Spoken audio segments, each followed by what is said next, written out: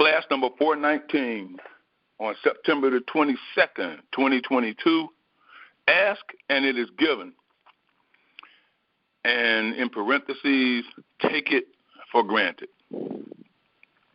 I want to start with the main thing that we've had going now for over a month, and that is we have the mind of Christ. We have the mind of Christ.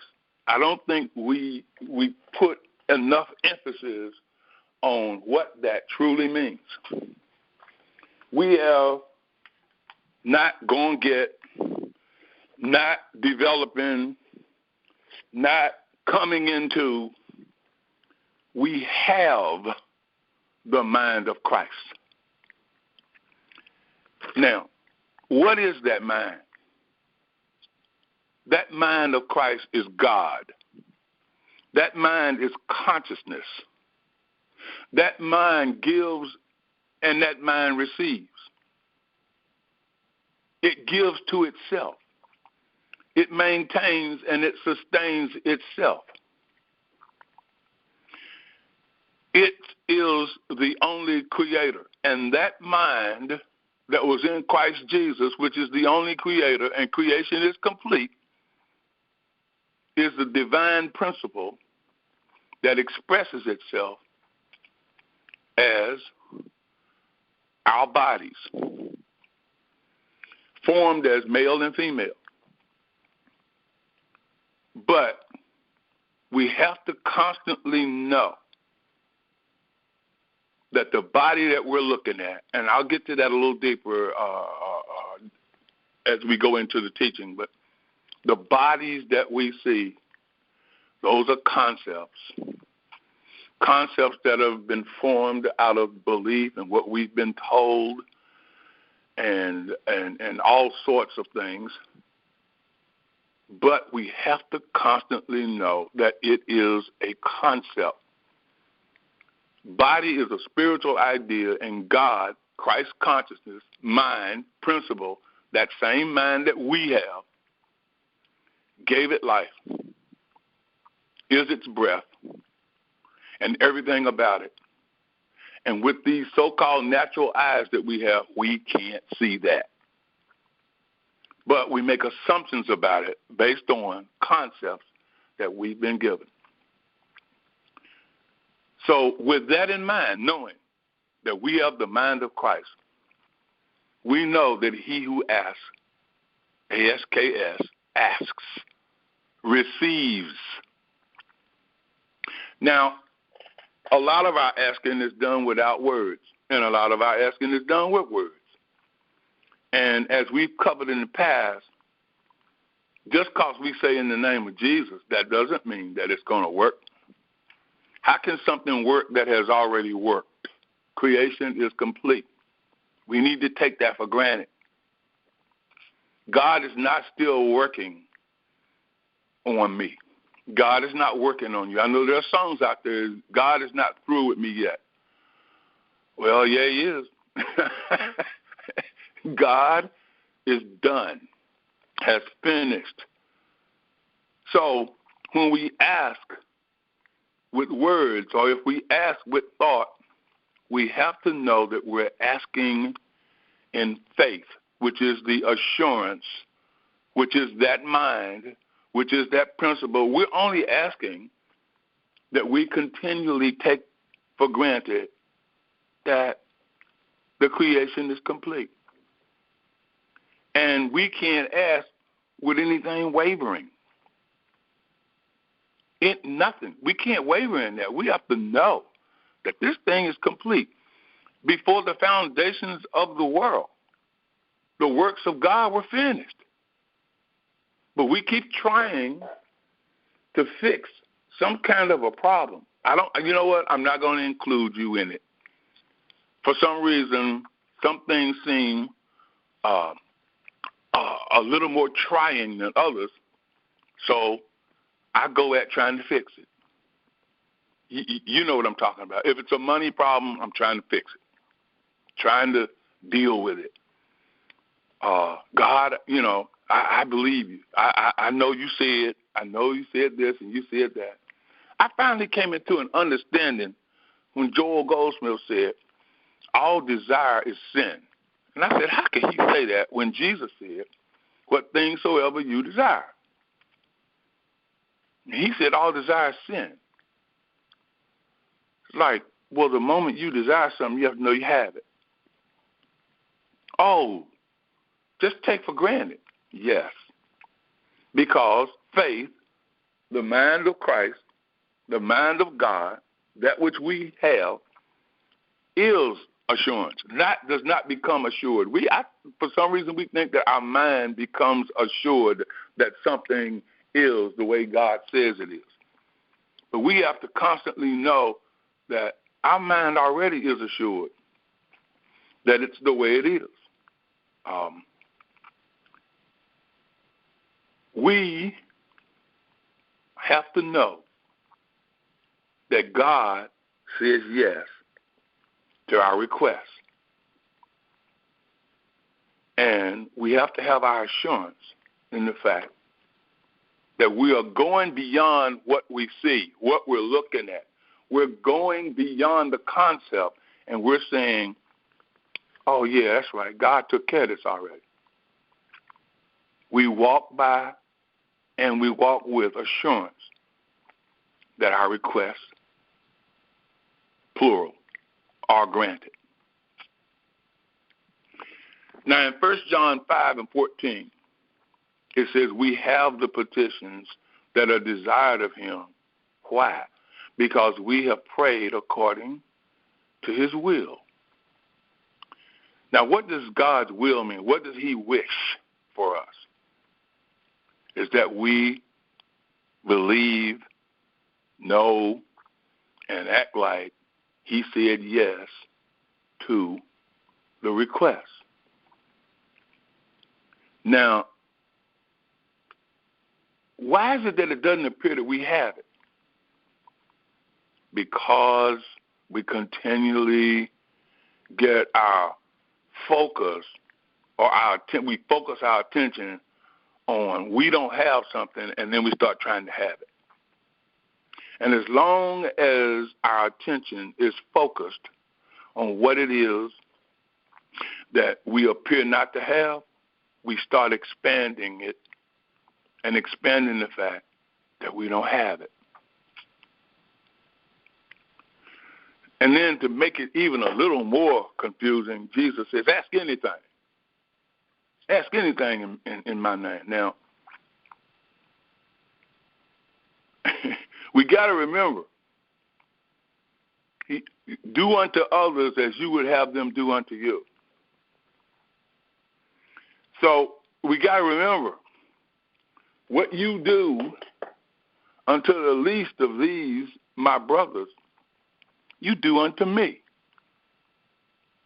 So I am not going to ask for something that's going to hurt my brother. I'm not going to ask for something that belongs to my brother. I've heard people say he shouldn't have that.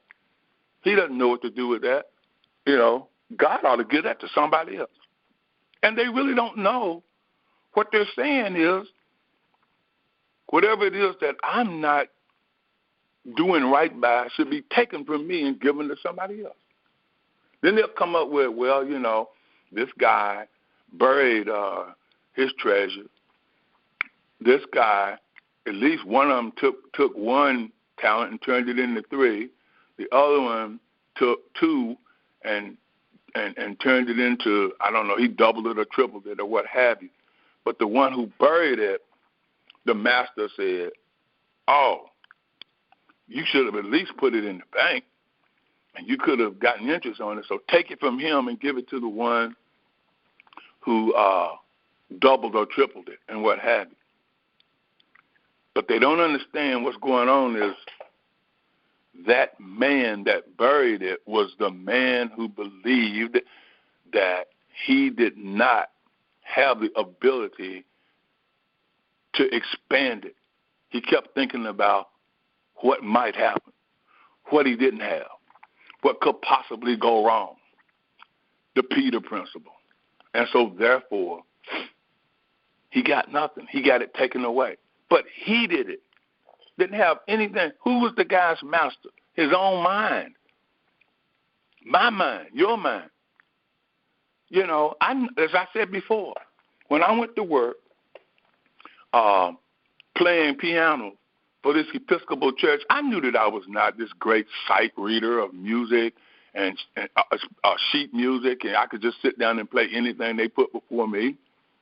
And I was already warned by one of the priests, every now and then, you know, I'll leave the music up to you, but every now and then, you know, I might throw you a curveball, and I might say, I might say I want these hymns done, and it could be in one of those books that has no time signatures in it. You don't know whether it's 3/4, or you don't know whether it's 4/4, or you don't know whether it's 6/8. You don't know what it is. It's just the Anglican hymns from England that they put in a book in 1982, and they sing these songs. But the people in there don't really know them. And I'm sitting here going, I'm going to have to read this music, and I'm going to have to, this guy's going to throw me a curveball. When he said that day, I knew he meant it. And he did just that. I turned in the music on Monday for what we were going to sing this coming Sunday. And he sent an email to the secretary and said, I'd like for us to sing the hymns that they sang at the Queen's funeral. And my mind is like, okay, here we go. Now you can just about guess where my mind went from there. Anger, mad, be angry but sin not. I sinned. I made the mistake. Now I got to go through all of this, and what if I don't get it right, or what if this, or what if that? And at some particular point, I was able to get still. I can do all things through Christ, which strengthens me. Now, he could have gotten in touch with me. I got mad at that too. But no, he got in touch with the secretary and said, if it's possible. You see, be careful what you ask for. You just might get it. So what was I asking for? To be angry, to make a mistake, to judge this man, to be mad at him. All those are mistakes as a result of my anger. But it took the word. Creation is complete. It's finished. That's what he wanted. He asked. He's going to receive. I will show up, and I will play the music because I was able to read the melody and put some chords with it, and then I was able to find the songs on YouTube and let the song play and read along the music at the same time. Now, where did that idea come from? The mind of Christ, which is the mind that is in me, consciousness. And music is a spiritual idea. Reading music is a spiritual idea. And so I asked and I received. I can do all things through Christ. You know, I talked with Kenny, and he and I prayed. I understood. I went away. And that same day, I called him back and said, look, this is what it sounds like. And I had played it, and I had recorded it in my phone, both songs. And he was basically saying, I knew you could do it. I said, yeah, well, you got a better practitioner than what you think, because Christ in you is your hope of glory. But Christ is your mind, and the mind has already done this. Sunday is already done. The songs have already been sung. God is all. And sometimes we just have a tendency to forget that. But when we say God is all, we're talking about our mind. The mind of Christ is all. That's all there is. So, would I have done that to him? No. I would have called and said, I'd like to do ding, ding, ding, ding, ding. So, never ask for anything that you don't want done unto you. Now, right now, I don't believe that will happen to me again, because I realize that I draw unto me that which I am contemplating. And if I'm afraid that I might not be able to read the music, I am going to draw something to me that's going to cause me to have to do the thing that I fear. Like Job said, the thing that I feared had greatly come upon me. I wasn't secure. I wasn't safe. That's just how it goes. God is all. God answers all. Why? Because maybe I should put it this way. God answered ED, all. There's nothing that is left undone, left unanswered. It is the principle of 2 times 2 equals 4. And that can never, ever change. You cannot change that.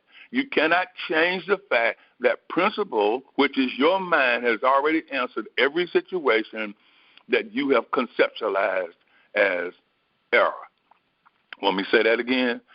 The mind, the principle, has already answered and it has completed every task that we would look at and consider to be error. Error is nothing more than a concept.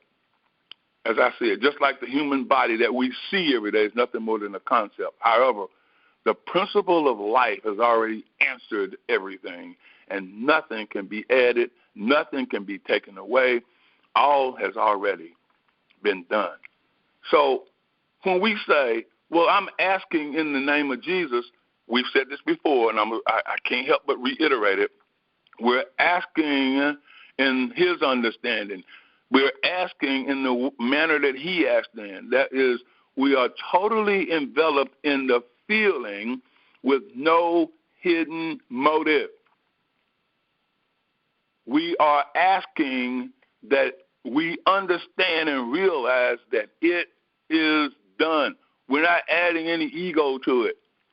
No matter what it is, we're going to bring about that which we are contemplating with feeling. Anything, including whatever it is that we don't want, we will bring about in our experience, especially the stuff that we don't want.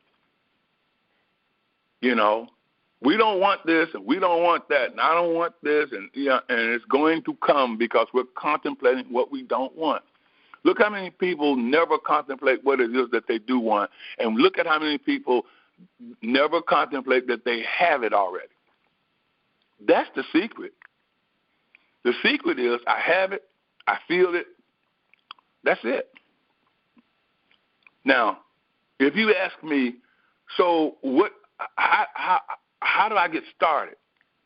I'll tell you how I got started.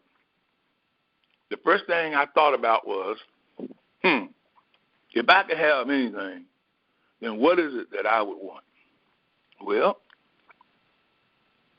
let me start by asking for the fruit of the Spirit: love and joy and peace and faith and patience, meekness and kindness, goodness. Oh, self-control. Well, you already have those. Okay, well, let me ask for the gifts of the Spirit. Oh, give me the gift of faith. You have it. What do you mean? Your mind is faith. It is the assurance. It's already been given. The Word. Give me the Word. Okay. First thing in the morning. Father, speak. Well, you're asking your mind to speak. Speak to the concept, because it's the concept that's going to hear your own voice, which is the voice of God coming from the mind of Christ, which is what you are. If any man lack wisdom, let him ask God, who freely gives to all men. Why is God giving it to you? Because it's already there. It's your mind, and it has nothing else to give but 4 when you say 2 times 2.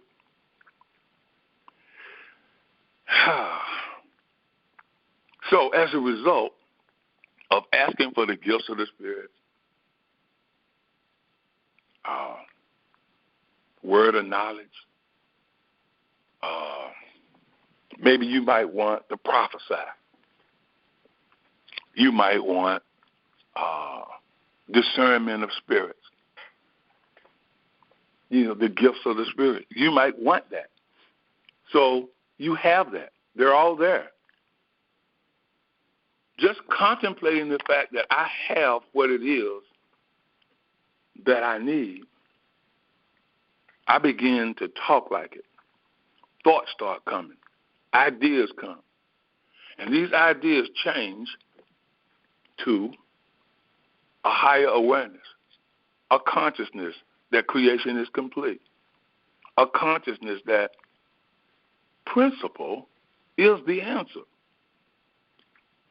All of life, the earth, everything is based on the principle of God.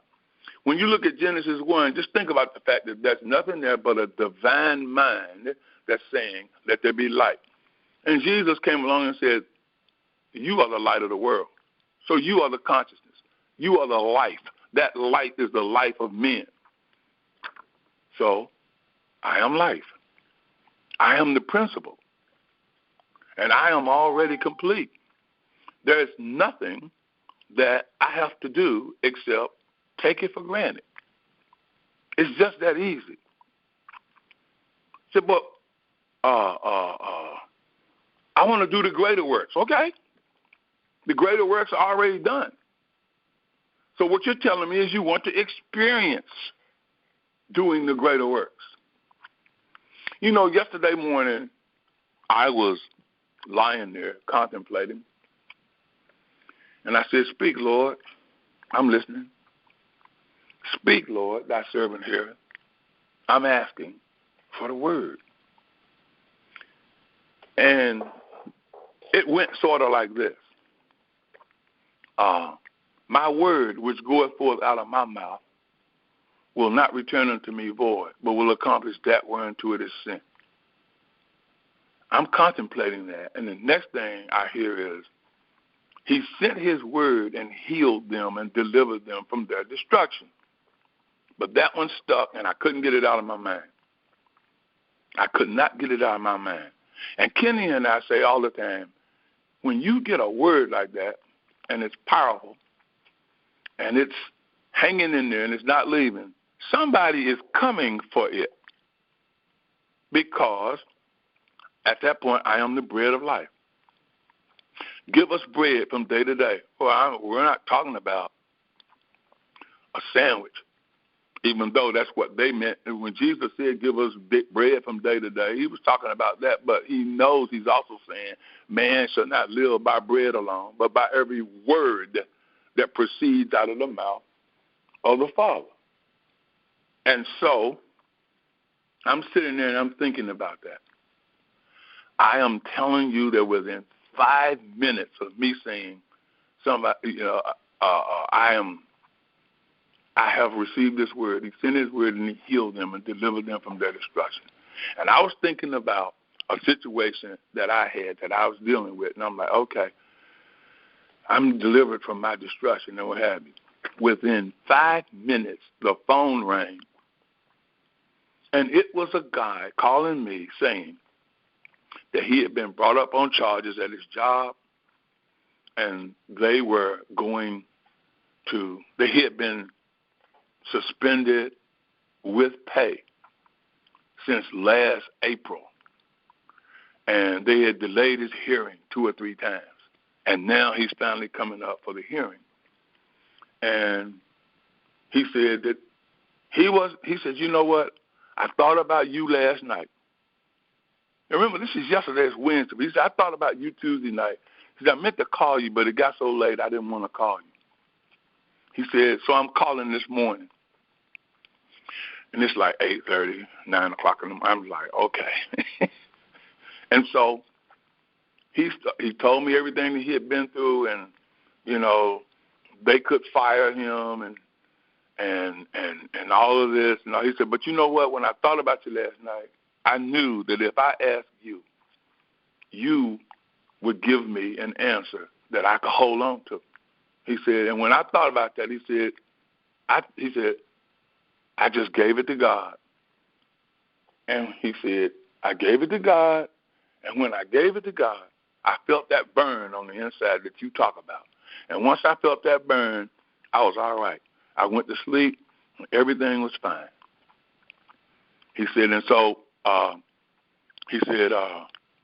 and we just had, he said, either they had just had the meeting or they were getting ready to. And he said, oh, no, we had a meeting, and you could tell that they all had it targeted toward me at something that happened since last April.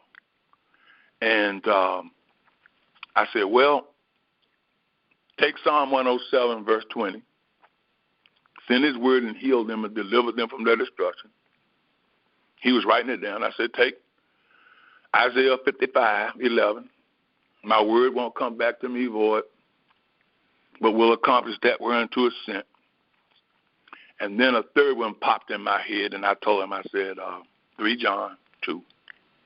Now are we the sons of God. I said, you have the mind of Christ, and it's already complete, and your judgment has been done, and you're delivered. I didn't tell him anything out of my opinions or my head, or they did this or they did that. I gave him the pure word of God. And he said, thank you. He said, I wrote all this down. Now, why did I give him all that? He told me that it looked like everything was going all right because he needs to continue to contemplate the word, because I know that his mind, which he has conceptualized as his mind, is going to, what if this? What if that? I'm trying to tell you, when you start wondering if something happened or if this is this or if that is that, it means you're doubting, you're wavering like a flag in the wind, and you can't receive anything from God. You can't receive from your mind when that has happened. You will not, trust me. You will get what you don't want. It's now the practical stuff is going to come in. Whatever you feel that's necessary has to come because you're only contemplating what you want. Have faith in God. Be assured in the mind of Christ that creation is complete. If 2 times 2 is 4 and can't change, your life is complete and cannot change. It is perfect. The only thing that can change is your concept of it. And when you discern that your life, your body, everything about you is already complete, already done, and you need take no thought about it. What I find funny is Thomas Troward said somebody came to him. He was talking with a man, and the man was saying that somebody was trying some type of an error had come to it. I can't remember it perfectly, but the error was there, and he said the man said booga booga booga booga booga, and that was it. Booga booga booga booga booga. That's all he said. He said because he realized that it was foolishness that came to him, and he spoke foolishness to the thing, and he spent no time trying to fix the error, and it dissipated. Speak to the mountain. When you what mountain? The concept of something that is trying to deny the truth, something that's trying to tell you that is not true, that creation is not complete. There's nothing in your way. The 91st Psalm, nothing shall by any means harm you. No plague shall come nigh thy dwelling place. No evil shall befall thee. So, as I started to continually contemplate that, the guy told me, I'm going to call you back after a while. He said, I know everything's all right. And I said, okay. And I never heard from him anymore. I was at peace. He was at peace. My assurance was in the divine mind of Christ. I know that God is all. I had spoken to the mountain. He had spoken to the mountain when he said, you know what, all is well. I felt that burn. That's speaking to the mountain. You know, the mountain moves immediately. The concepts change immediately. Why? Because all is spirit. And when you ask, you are receiving in spirit. You're receiving from the invisible. It's automatic. It's immediate. It's like you're opening a book and you see THE and you go, the, or you go the, or you see THEE and you go the, or you see A and you say A, because it can't be anything else. And so you look at your situation and it looks like it's all over the place, and you look at it and say, no, this is not real. It's like you're saying, ooga booga booga booga booga. Why? Because you're looking at a concept. And you say to it, I realize that my mind is the mind of Christ. And so therefore, what things soever you desire, well, what is it that you desire? You desire to discern the truth about any situation. And when you realize that I already have what it is that I desire, that's why Joel Goldsmith was saying all desire is sin. Because if you desire to fix a situation, that's a mistake. But if you realize I desire to just experience, to know, to feel that truth is already right here, creation is complete, then there's no sin. Because you're focusing on what you want. You're focusing on the fact that you already have the answer long before it looks like something is working out into the answer. 2 times 2 was 4 long before somebody showed you that adding the 2's together was multiplication and you were going to get the 4. It was already that. So really, if something appears to be some type of an illness and some type of, or some sickness or some discomfort, you know that the answer already exists as wholeness and healing.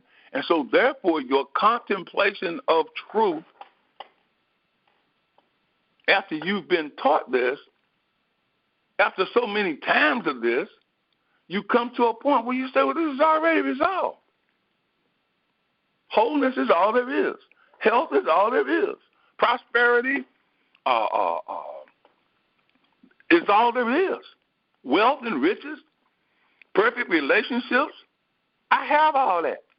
It's automatic because I have the mind of Christ. I'm just taking for granted that this is done. God is not a man that he should lie, nor the son of man that he should change.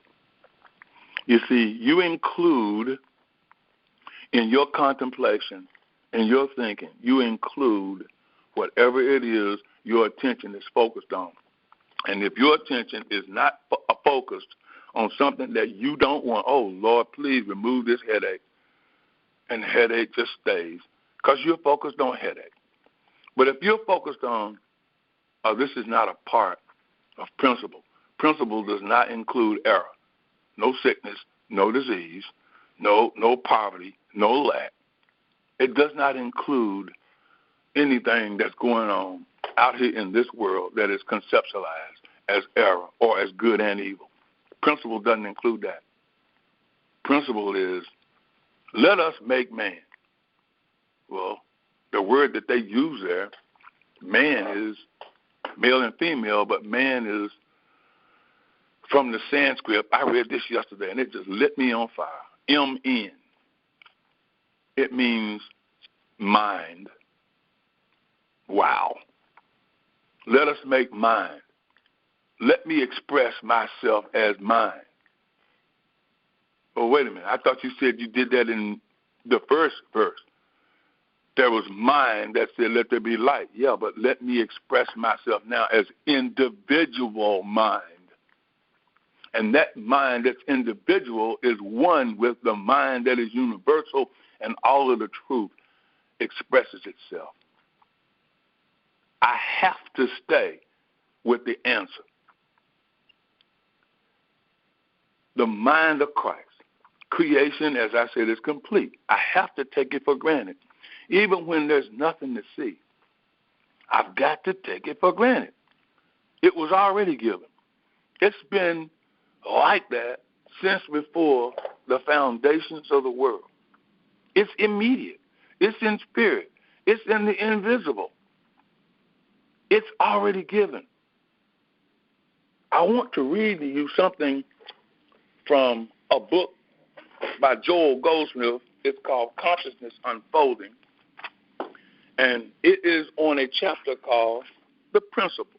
I want you to hear this.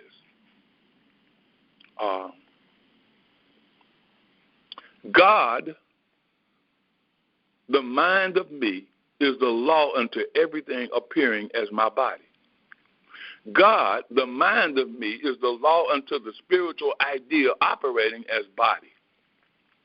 My awareness of this acts on this concept called the physical body.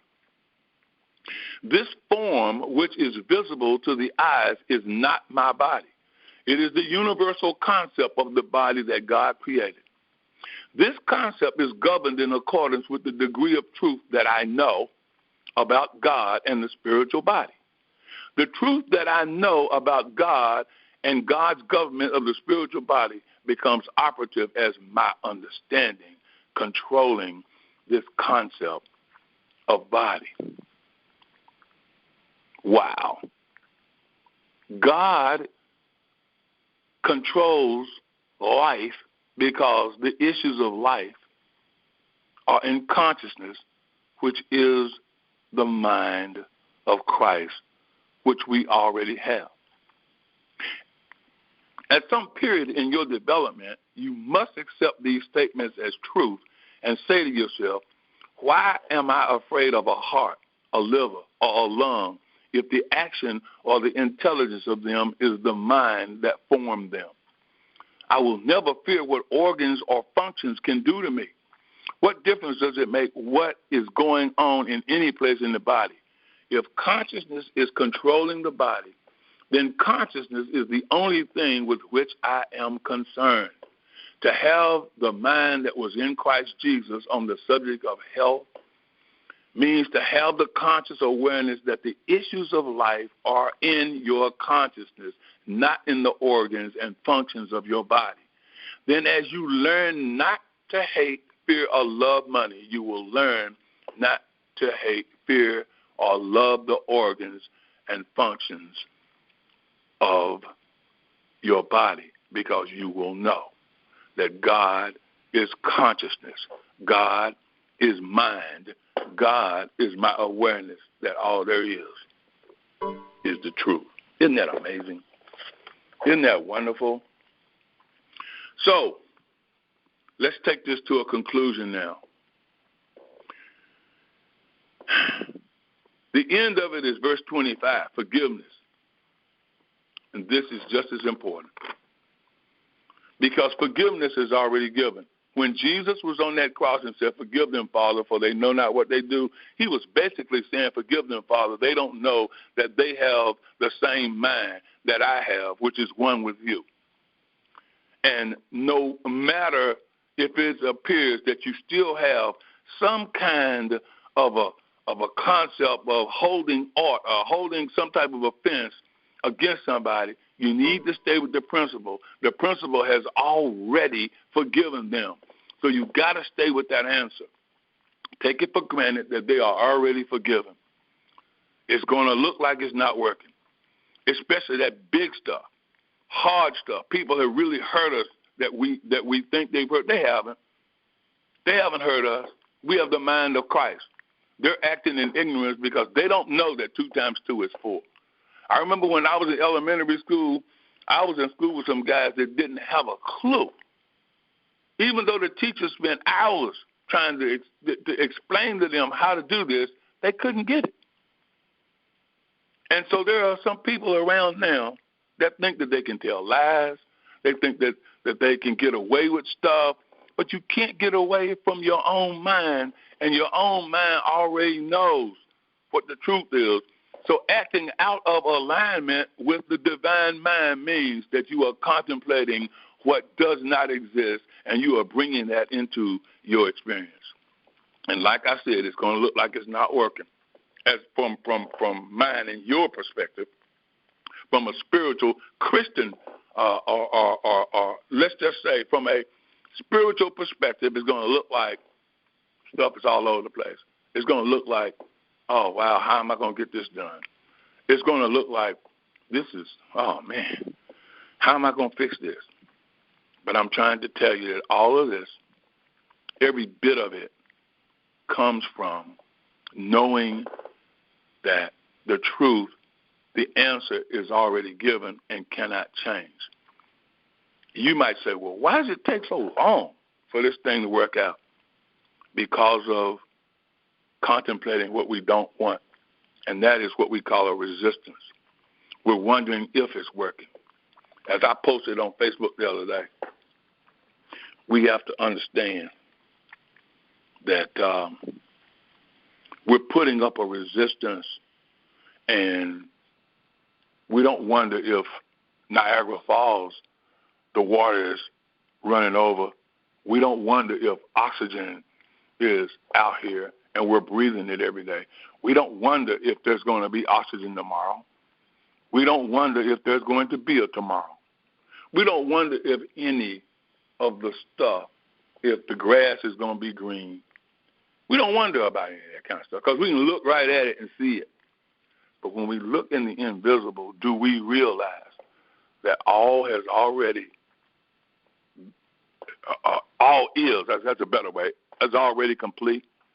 That why do we wonder if we have the mind of Christ when the word says we have it already?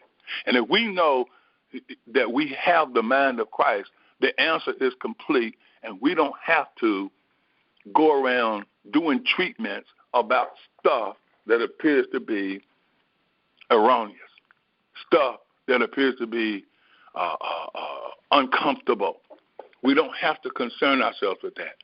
As I said to you, I had a dream.